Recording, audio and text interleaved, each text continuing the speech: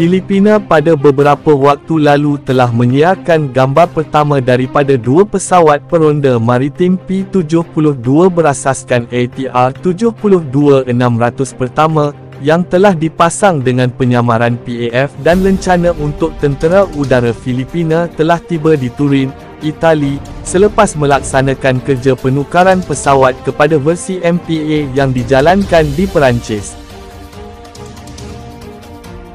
Kita boleh melihat kehadiran radar carian permukaan dan kamera FLIR, serta kemungkinan pemasangan untuk antena Satcom, di mana tingkap gelembung juga terlihat, untuk membolehkan kru mengintip dan menggunakan kamera yang diperlukan bagi mengambil gambar secara berterusan.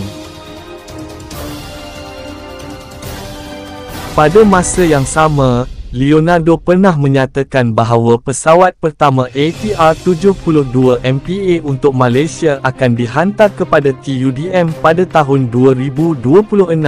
tetapi dengan kemajuan terbaharu, kemungkinan pesawat pertama ini boleh dihantar lebih awal, iaitu pada tahun 2025,